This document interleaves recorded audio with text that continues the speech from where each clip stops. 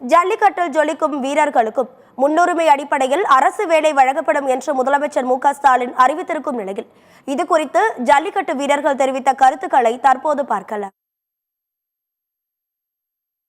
இந்த மாதிரி முதலமைச்சர் கவர்மெண்ட் வேலை தரது ரொம்ப சந்தோஷமா இருக்கு. மாடுபிடி வீரர்கள் ரொம்ப நாள் கோரிக்கையா இருக்கு. அதை பரிசீலித்து இன்னைக்கு அதுலேயும் அனாரூரில் முதல்வர் சொன்னது ரொம்ப சந்தோஷமா இருக்கு. இது எப்படின்னா அவங்க தகுதிக்கேற்ப வேலைன்றப்ப பரவாயில்ல. அவங்க சில பேர் மாடு பிடிக்க வரவங்க 8ஆவது படிச்சிருக்காங்க, 10ஆவது படிச்சா 12ஆவது படிச்சிருக்காங்க, சில பேர் காலேஜ் படித்தா இன்ஜினியரிங் முடிச்சிருக்காங்க. அவங்க தகுதிக்கேற்ப படிப்புக்கேற்ற வேலை கொடுத்தா போதும். அதே மாதிரி ஸ்டேடியத்துக்கு வேலை கொடுக்கலாம். கால்நடைத்துறை இப்படி கொடுக்கறதுக்கு ஸ்டேடியம் கட்டிக்கலாம். கவர்மெண்ட் ரீதியாக ஸ்டேடியத்தில் கொடுத்தாங்கன்னா ரொம்ப சந்தோஷமாக இருக்கும். மாடு பிடிச்ச ஒரு மாடு தான் பிடிச்சேன். அவங்க சிஎம்லாம் பாராட்டினாங்க, எல்லாம் பண்ணாங்க. அவங்க குரூப்பாக மாடு பிடிக்கிறாங்க, பிடிக்க வர மாட்டாங்க. ஆனால் சிஎம் நல்லா மரியாதை கொடுத்தாங்க. நல்லா தான் நல்லா இருந்துச்சு. அரசு வாங்கி தரேன்னு சொல்லிட்டாங்க. சிறந்த மாடுபிடி வீரருக்கு கவர்மெண்ட் வாங்கி தரேன்னு சொல்லிட்டாங்க.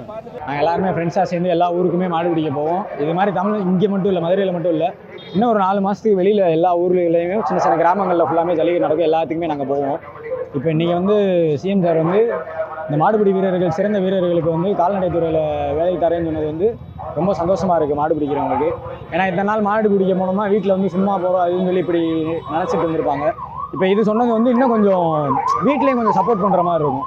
ஏன்னா அவங்களும் சரி அப்படின்னு சொல்லி கொஞ்சம் ஹோப் கொடுத்து அனுப்பிச்சி விடுவாங்க.